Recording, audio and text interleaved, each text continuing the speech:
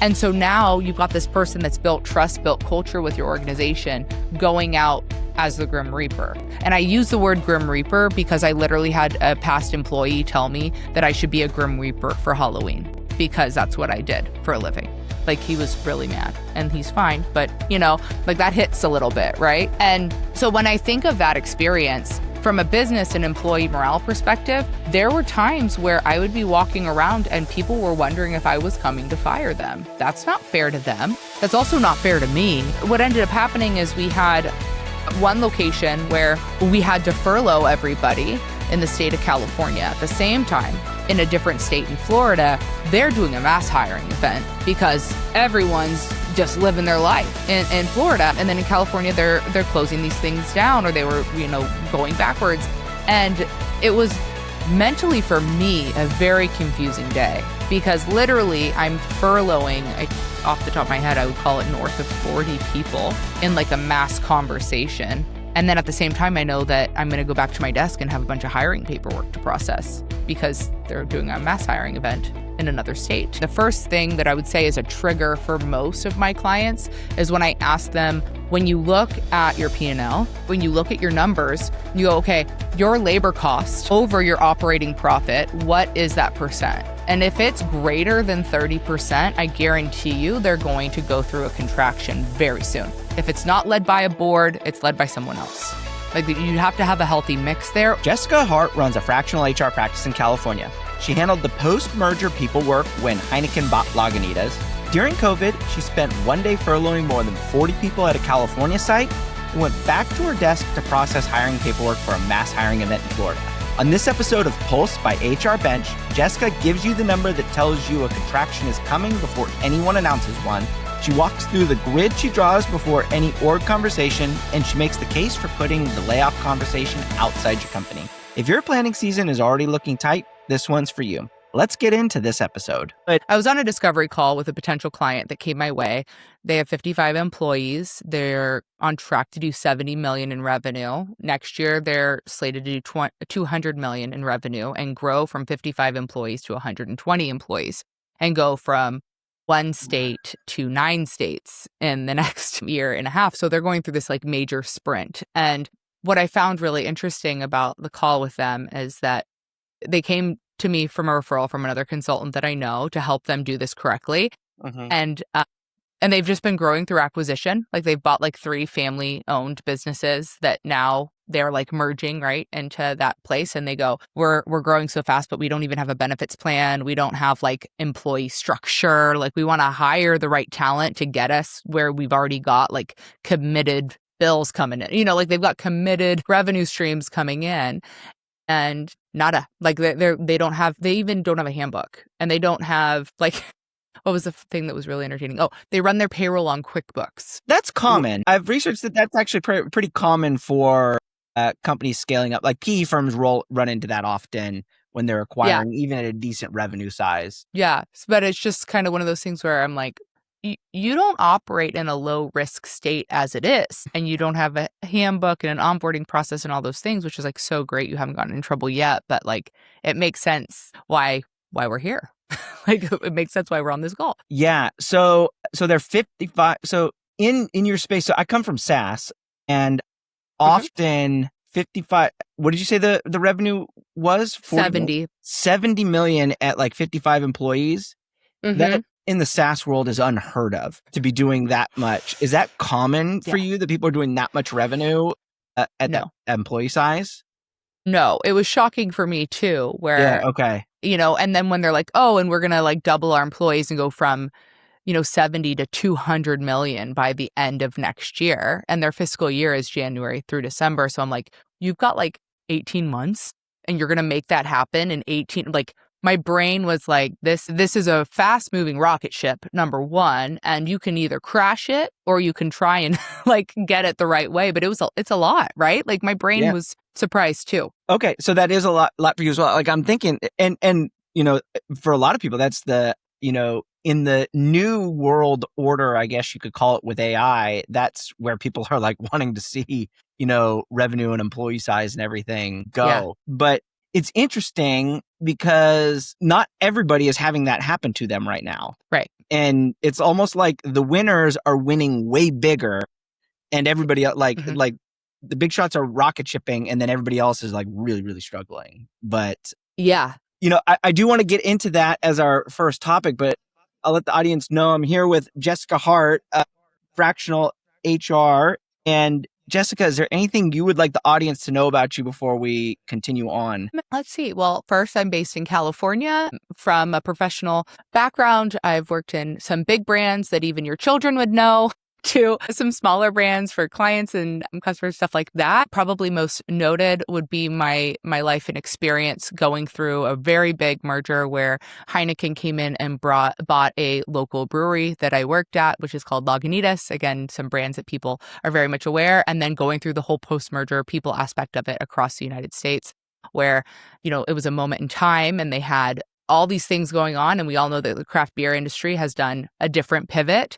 And then wine is doing a similar pivot, and different even consumer packaged goods are doing a different pivot. I mean, the shelf is only so big. So you see a lot of consolidation going on there. And when I left corporate, I went into like the food and bev and elk space, and specifically helping more brands in this space, because I really did feel like I got a crash course in life. And like, I got my MBA at 23 and I learned way more in that experience that I can then kind of like disseminate and help with my clients go through than you'd learn in a book. That's for sure. Yeah.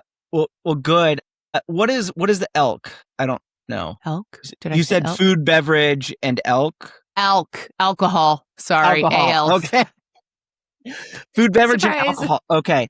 And then what's the consumer goods pivot that's happening? I'm not aware of that one. Well, it's just difficult to find some different pieces of the supply chain, right? So got it. Okay. When you're in consumer goods, you got stuff like, do you sell to Target? Do you sell to Walmart? Do you sell to the mom and pop instead? Do you go into Amazon? There's a big push to get on TikTok Shop with a lot of different products, right? So the market and the place and the positioning is so important. I mean, you can speak to that way better than anyone, right? Like, you're the marketer on the call, but it's helping the clients understand what do people have to do now in that process, and what teams you need to have set up to get that process set up, and what do you keep in-house, what do you not keep in-house, all of that. Okay, that's yes. And distribution, so from a marketing perspective, we would call all of that distribution is being flipped on its head, and marketers are going a little bananas trying to figure it out because it's quite congested. But with that, the first topic I want to talk about, so you talked about a rocket ship that you've been with, but that's not happening for a lot of people right now. Yeah. And especially I'd probably say, like, definitely alcohol, it's a bit of a contraction. And in tech, it's a bit of a contraction. So we can extrapolate some of your experience in watching a market contraction happening, which has probably been occurring for quite some time now. But I want to ask you, so you've done org redesigns and you've done them as markets are consolidating. And I would imagine org redesigns are much funner when it's a bonanza, but that's not what everybody's doing right now. So what are some of the things you think about as you're like thinking about org design and market contractions? Sure. So I think the first thing is that the markets are going to do what the markets do, right? And you and I can go and try and figure it out, but I will never say that I'm like the economist of the things. What I will say is that no matter which way the markets go, fast or slow, right, or contract, it's more about like, what are people doing? And so regardless of what lane you're in, the buzzwords that I say are like, what do you want to start, stop, and continue doing? That's not rocket science, right? Yeah. But puts it very plainly for the team, because if I literally just draw a grid, and I'm not talking like here's the pyramid and the CEO's up here and all, right? No, I'm talking like a legit grid, and talk about who's responsible for what, who's in marketing responsible for what, who's in finance responsible for what. There's going to be a moment that because the market is changing and contracting, there's stuff that we're going to stop doing. So who's responsible for that stuff that's stopping?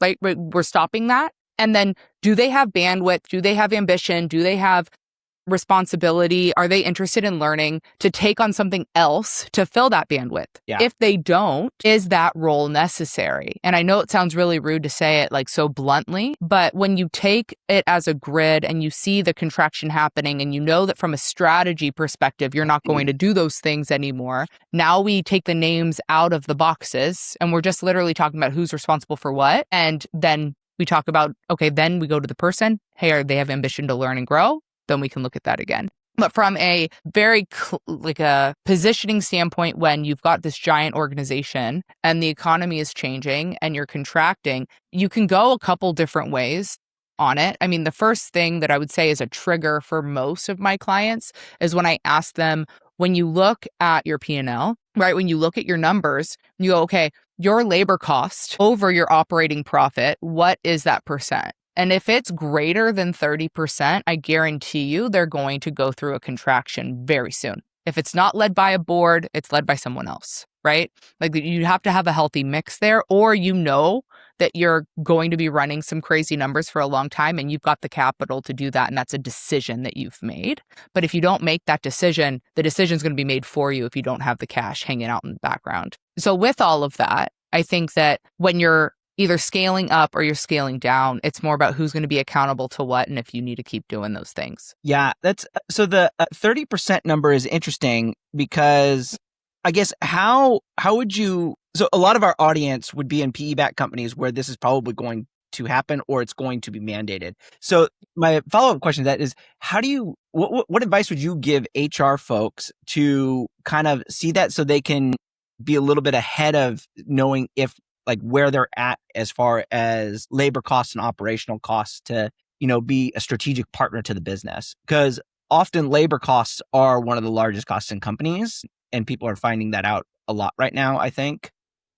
Yeah. So like what advice would you have? So I would think about your total compensation package. Yeah. And I would write it out. Like, this person makes this base salary, their vacation is this much on the books, workers' comp is X amount. You need to also keep in mind that when workers' comp starts at one number and at the end of the year it's another number because it's always paid in arrears, right? Like it's always after the fact. So you kind of like keep a certain amount there.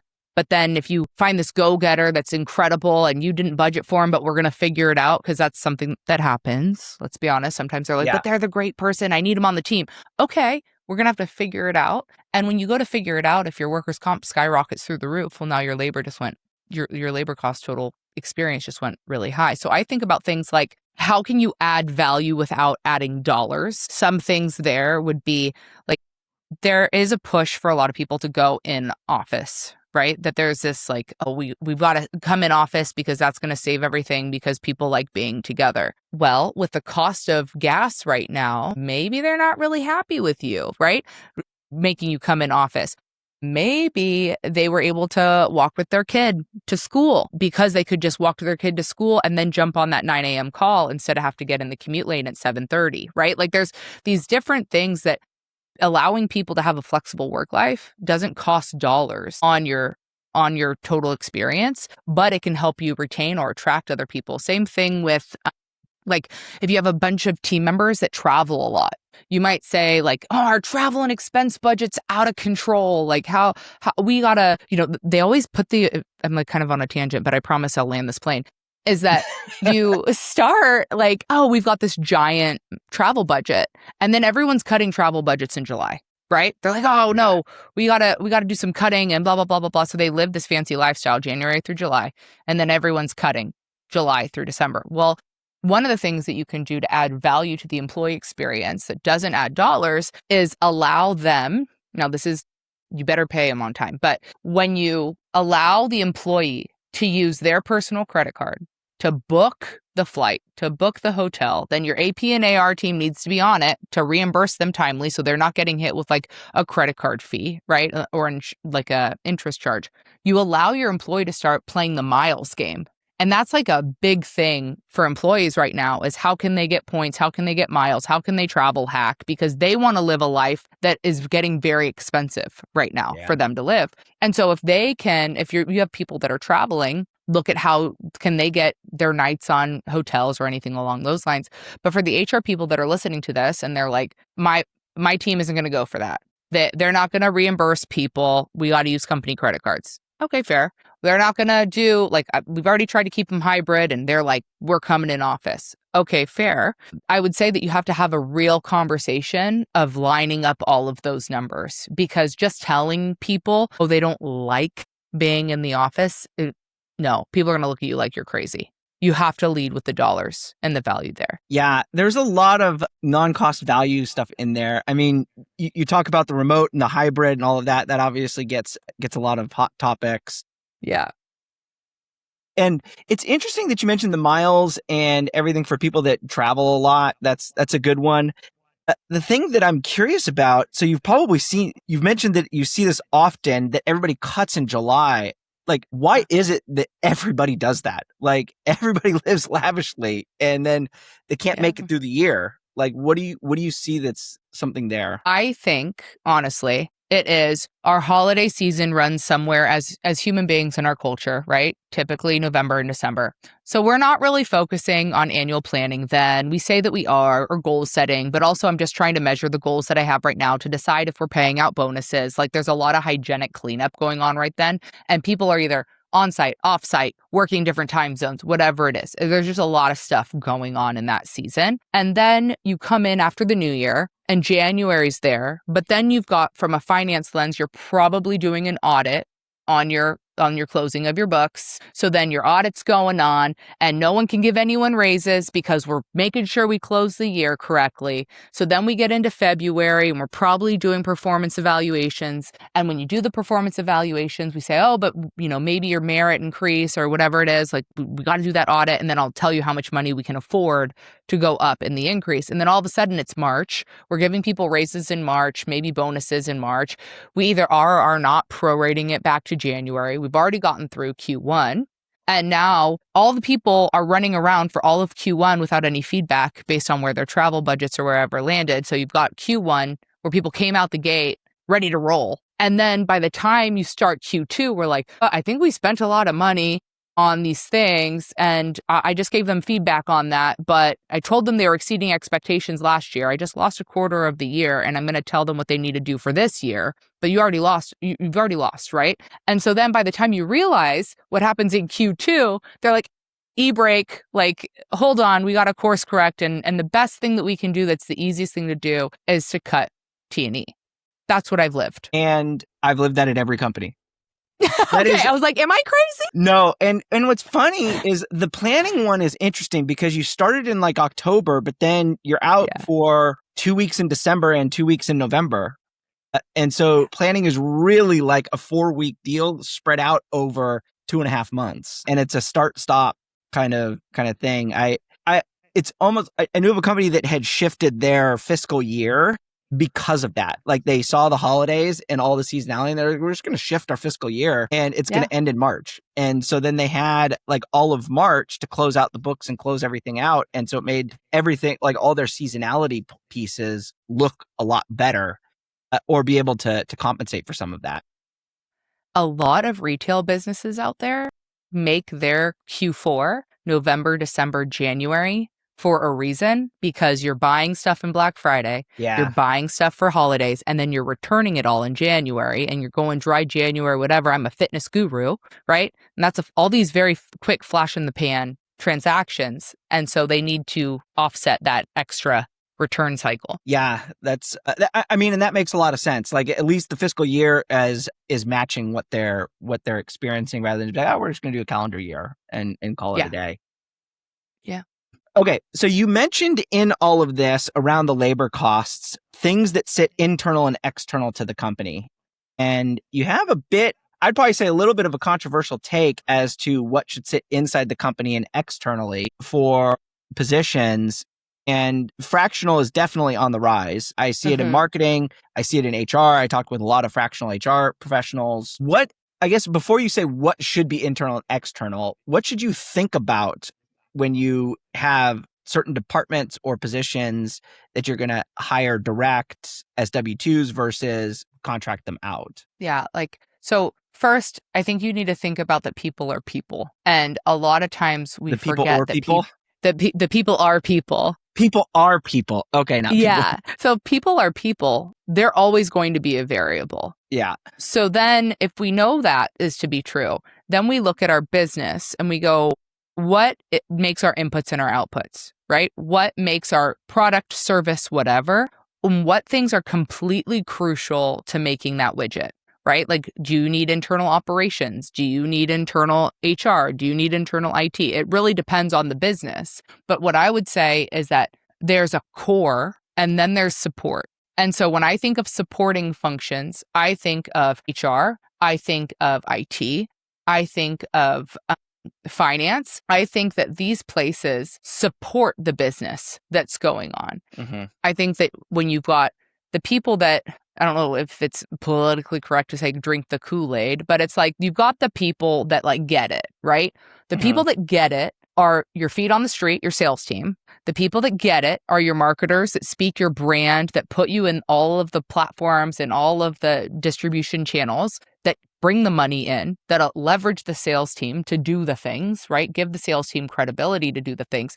And then you've got the people that are in operations that make the thing, right? And so it's very hard to outsource those three things, or I wouldn't say jump to outsource those three things right away. Now, when it comes to risk behavior, again, this goes into what happens in IT, what happens in finance, what happens in HR. And yes, you can make a risky play on social media and content, but is that the same risky play as what happens when someone holds someone's social security number? I don't know. That's up to the business to decide, right? Same thing with finance. If someone's risky decision holds the company's bank account information, they are an authorized signer and they can just take money out at any time because they're authorized to do so, versus someone that maybe forgets to do an SOP on cleaning a machine.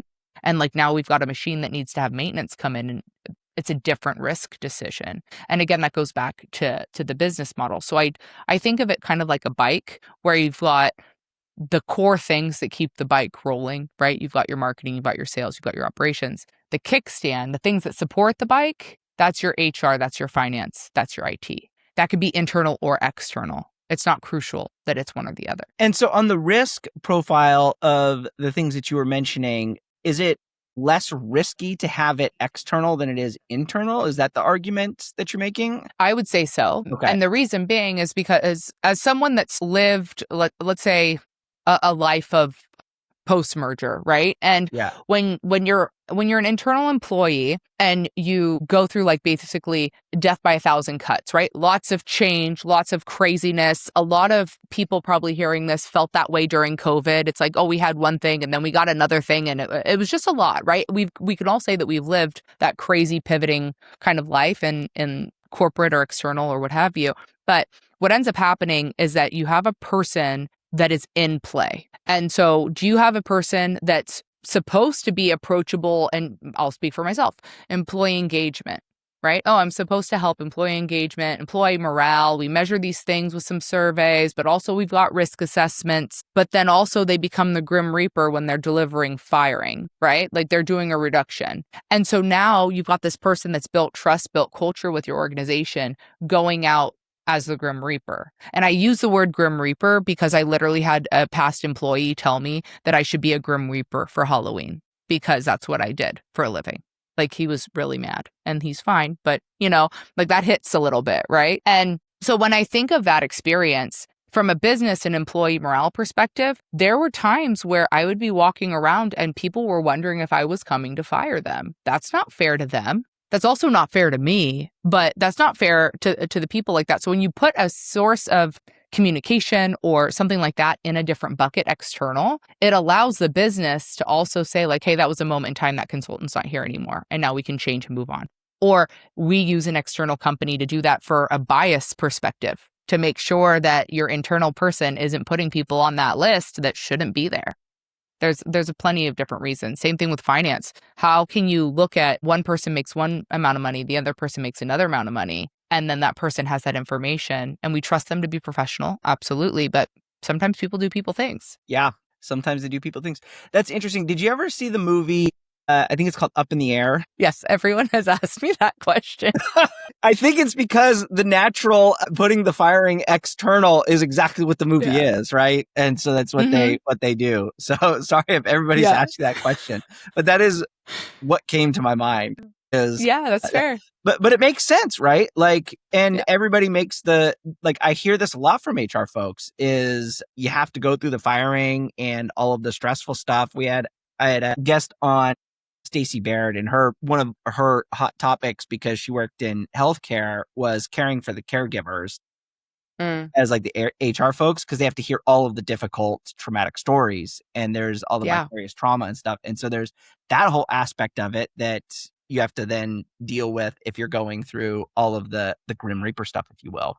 Yeah. Which is unfortunate that it's just like, well, you guys go take care of it. We made this business decision. Let's go deploy HR to take care of our dirty work for us, kind of a thing. Yeah. Well, and what ends up happening in that stance too is like, no one's ever prepared to be the one that's having that conversation, right? Yeah. Like, no, even when you're a stellar employee, because here's the thing is like, you're getting fired. That's the real word. They're being fired in a reduction, right? Not for cause, right? It's an involuntary termination, and they're just being told that their job doesn't exist anymore. And so there's a part where when you're doing that specifically with people that have an identity in that brand, in that business, been there for a long time, institutional knowledge that's up here, that's not there, like there's a huge shift that happens. Then there's the person that's communicating it, that all you want to do is like, dude, I'm so sorry. Like, but I can't be sorry. I just took your job away.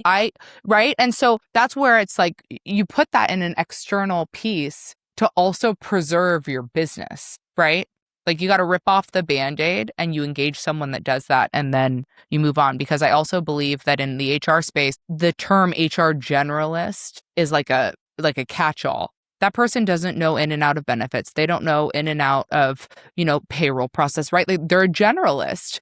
But if they're a great generalist, then they bring in people that are experts in those spaces to protect your organization. And that's the choice that places have to have. Yeah. And when we started this conversation, I guess we were very light on calling it contractions, but this is exactly what we were talking about is contractions mean downsizing, unfortunately. Yeah. And I don't know if you can kind of lean on your time a little bit in the contraction between the COVID example where you had one site going contraction and one site growing bananas, and like what that whole dynamic felt like, which it might be where this Grim Reaper thing came from. Well, so we had multiple sites, and in the moment during COVID, we can all agree that it was handled very differently depending on where you live. Yes. And it was a state issue, or there were cities coming, kind of like wages, right? You've got the federal wage, but then you've got state wages, you've got city wages, you've got some have to have benefits, not benefits. If you allow a tip credit, blah, blah, blah, blah, blah. Same thing happened during COVID, where it was like, COVID exists, COVID doesn't exist, something in the middle. COVID is a thing, but it's not that serious. COVID is a thing, it's super serious. And every other, matrix of levels of importance. And then what ended up happening is we had one location where we had to furlough everybody in the state of California. At the same time, in a different state in Florida, they're doing a mass hiring event because everyone's just living their life in Florida. And then in California, they're closing these things down, or they were, going backwards.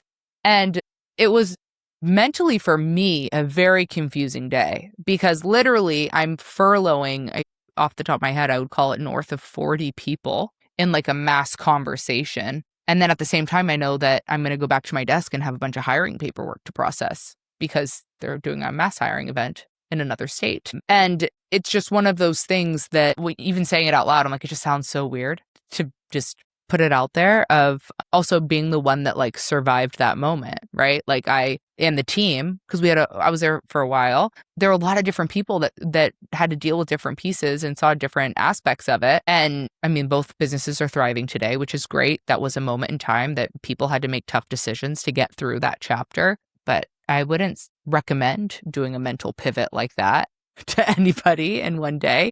It was a lot. Yeah. And so the interesting thing that I kind of want to segue into our last piece on that, you mentioned you had to process still being around during furloughs and things. And that often happens during an M&A where you're combining companies or one company is acquiring another, and then they have employees that are sticking around, and the survivorship bias is a huge piece of the people part of deals that I want to say, I think I saw a statistic around, PE deals, like 90% have issues with the people integration portion. And this is like one of those pieces. Like what advice would you give people for that? Like, I think you said A plus B never becomes A. It was your comment. Like it always becomes C. Yeah. Like, how do you help people navigate the people portion of that to get to C to where it can be functional? Yeah. Well, I think first it starts with just acknowledging that it will never be what it was. And you're not going to take a business that sometimes, so little story. I had a client that came to me that they had one location. They were co-packaging somewhere else. And all of a sudden they were told that co-packaging facility was filing for bankruptcy and they needed to secure their product that was work in progress. It was in that facility and they were basically given like 5 days. And they were told that there's going to be a lock on the door. That's it. We're walking away from this business. The employees weren't told that. The employees that were running that whole facility, right? So my client ends up going, hey, let's do the math. It's cheaper for me to buy that business than it is for me to lose all that product that's a work in progress, right? And deal with my whole supply chain. Buys that business. Yeah. Well, now you've got all of these employees that didn't know they were for sale, because that's how they hear it. I know that sounds really weird to say it, but that's what they hear is I was just bought, right? And then they go, who do I work for? And then they go, what am I doing here, right? And then because they also hear that when they're in that situation of whoever gets bought, right? They're like, wait, but we were doing so good. Like, no one told me we were bad. Like, why were we for sale? Like, what, you got a screaming deal on us? Like, what does that mean? Like that, it just sounds bad, right? And then you've got the other side where the client's like, we liked working with you guys. Clearly someone else made some really bad decisions. And so here we are. And like, let's try and merge these two together. It came from a very genuine place, but the like grief cycle is real. Right. Yeah. And so all of a sudden one group's revolting. The other one's like, why do you hate us? You still have a job. Like, what's going on? Right. And all of that kind of thing that meshes. So to your point, as soon as you buy another business, what I would recommend, point one, is that everyone gets a new job description, a new offer letter. They're onboarded into whatever the business name is that they are, and it's very formal. Now, you might say, I'm not a formal business. That's not the point. The point is that we're communicating to this new employee that you like things like, okay, does my hire date start over again? Do you give vacation time to people that have worked for your old business for 5 years and that's the next tier of vacation? Or are you going to honor my time at the past business? Because it's not my fault that I didn't work, right? Like there's all of that kind of stuff that it's way easier to just start on the right foot because they're just going to be spinning their brains somewhere else on what does this mean for me if you don't tell them. So that's the piece that gets really important for me. It's like, okay, do these people have benefits? Because also sometimes your benefits broker is like, nope, they're new. There's a waiting period. Could you imagine? You've worked somewhere for 10 years and all of a sudden you're told you don't have benefits for 90 days or 60 days or whatever the number, I think it's 60 days now, because you were brought into a new EIN. It's not their fault. No. So it's just like, you have to think of those things. Do people does that occur often that is how the acquisition happens? Yeah. And if the owner isn't communicating that or the board or whatever isn't setting those up, then so example would be if you have a customer that's in a PEO model, right? They can, the PEO is the one that writes the rules. You go and buy another business, those are technically employees that go into the PEO, not into your business model. You're just operating it, right? Mm-hmm. So then they're like, no, to be fair and consistent, this is the rule for everybody. And there's no negotiation there, right? So you have to get creative sometimes. That's where I defer to the lawyers. Yeah. Deals are wild, I guess. I mean, interesting. I mean, to add to the wild, right? That same client bought the other, did an asset-based sale. So basically the last entity didn't exist anymore. Yeah. Okay. So buy it. You're buying stuff like the raw goods, the material, the machinery, the lease. You're buying things like access to the employees that they had, to offer them a job, to put them on your payroll instead, right? That kind of stuff. And in that, we also have to remember that it gets out that this company got bought by this company. So it sounds like you have a lot of money, right? Whoa, they just came in, they bought them. Like the new guys, they must have a lot of money, right? There's always someone from the past, some past employee that doesn't work there anymore that comes through with a lawsuit all the time. And so it's something like discrimination, harassment. They're trying to prove something. But if you do an asset-backed sale, that entity doesn't exist anymore. And so your lawyers can say that entity doesn't exist to sue. We don't own that liability, and you move on. Yeah. What's interesting, I had another HR professional on here, Suzanne Claveros, and she does the cases. Now, I'm completely blanking, and she's seen a huge skyrocket in them. And it was like basically because of PAGA AI. claims? What's that? PAGA claims, maybe? Employment claims. So like wage and hour claims? Like, yeah. I'm sure. No, go ahead. Employee relations? There you go. I can't even believe I'm blanking, but we go off the cuff here. So yeah, employee relations. So she's seen a huge skyrocket in that. And I would imagine not like external of M&A is probably also fueling that, because M&A, I think, is up, at least PE firms acquiring companies right now. Yeah. Or at least they were towards the end of last year and the start of this year. So all of that is stuff that you have to think about for this. Well, good, Jessica. Is there anything else that we didn't cover that you would like to leave the audience with today? Maybe the only thing that I would say, which would be timely for right now, right, for the audience, would go when you have employee relations issues, right, that are going to skyrocket, like you're saying, right? They're already happening. You're hearing it from lawyers and stuff like that. You have to remember that your proof is either a handbook, a practice, a text message, all of those things. So what I would leave you all with is that, yes, a text message, regardless if your hourly salary, whatever, shows up in court. So it doesn't need to be that your phone's paid for by the company. The text message still stands. And I would also say that we are in a political environment that before the end of the year, many governors will either be on their way in, on their way out. People are getting voted on, right? And when that happens, there is a moment where people are people and they want to leave their legacy on whatever it is that they did. And so we will see labor laws being written in and voted in. Right now, you're going to hear them voted in. Probably September, you'll hear about everything that was voted on by whatever state you live in, especially if your governor is getting ready to be reelected or a new one. And then in October, specifically, if you have governors that are on their way out, right, or transitioning into a new opportunity and they're not up for reelection, they will want to make their mark and they'll sign in different legislation that will maybe have to go into play in January or in July. And so what we talked about on here is that all of a sudden we know that annual planning is going to happen October, November, December, and we can't get that with the Jan 1 start. And then you're going to have some labor law stuff that goes with a Jan 1 start. So hang in there and take a deep breath, because this is something that's cyclical. And I just wanted to give everyone a reminder that that's the world that we're in right now, the chapter we're in. That is good advice. Got to keep your ears to the ground and know know what's coming. Well, good, Jessica. I appreciate you taking the time to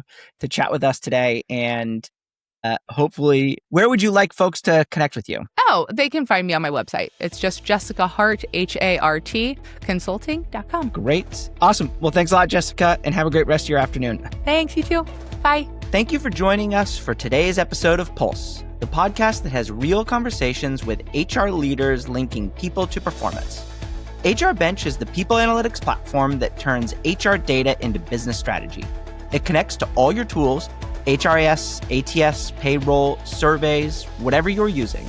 In just a few clicks, you get over 45 metrics instantly visualized in boardroom-ready dashboards, benchmarked by industry and company size. Book a demo at hrbench.com and we'll build you a custom benchmark report using your data.